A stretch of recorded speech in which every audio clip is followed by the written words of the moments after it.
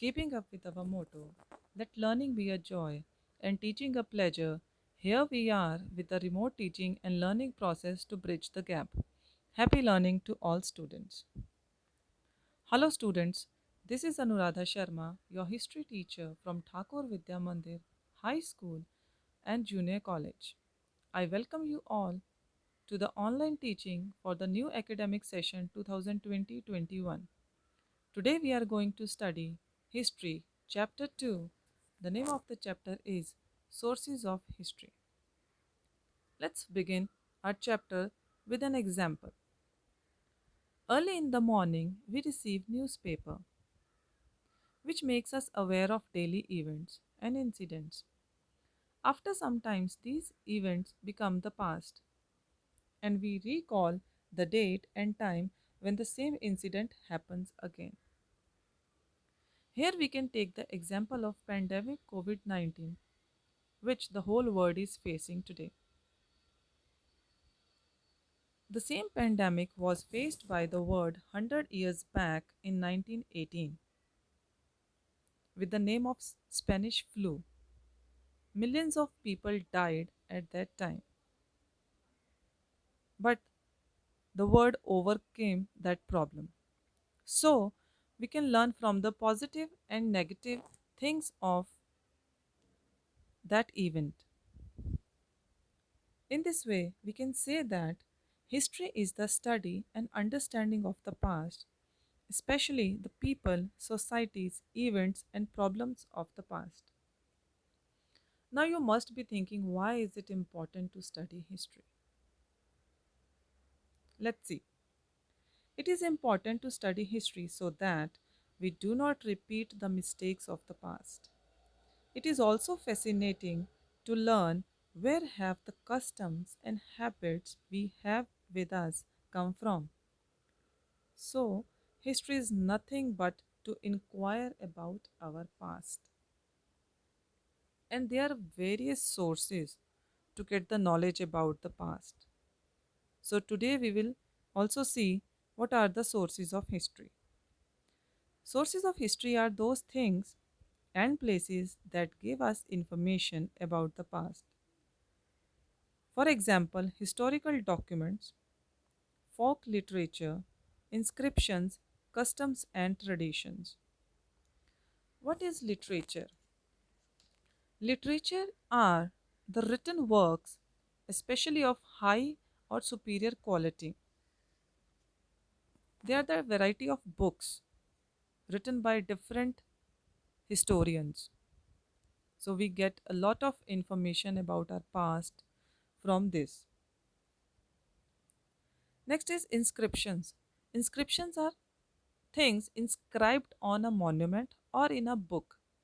It means they are also a type of writing, but they can be out of the book also, on the rocks, on the monuments, like Ashoka pillar. Many things are written on that pillar related to Ashokan period of time. So all these help us to understand our history.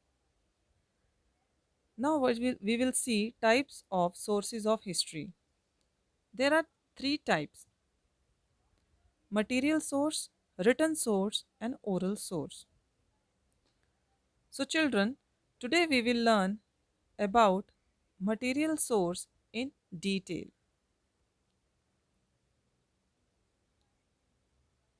Material sources are further divided into different parts.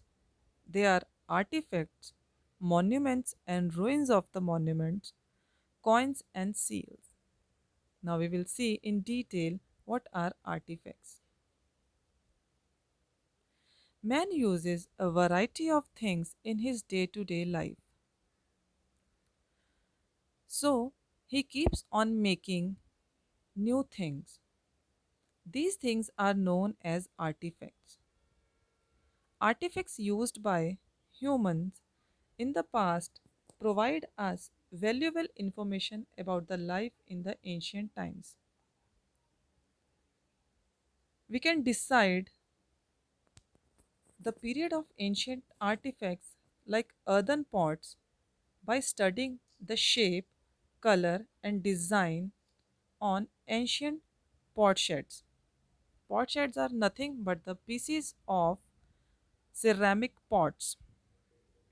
There are also ornaments and other artifacts that throw light on social interaction of the people in ancient times.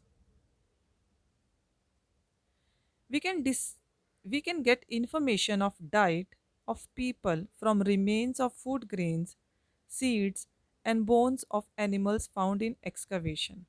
Now children, what is excavation?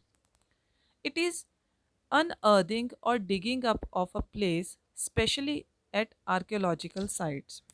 Here in the picture, you can see some people are collecting remains from a archaeological site. What they will do, they will check it in the laboratory and find out from which period these things belong to. And they also collect food grains. As we know that food grains do not last long, so you must be thinking how we can get the food grains of ancient times. In that time, people used to roast food grains before grinding them.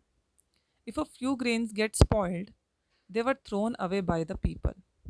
So during excavation, such grains can be recovered. And archaeologists inspect them in the laboratory. Then we can come to know about what grains it is. So we can get information about the diet of people from the remains of food grains, seeds, bones of animals found in excavation. The second part of material source is monuments. You must have visited many places and seen monuments of different period of time built by different kings, emperors.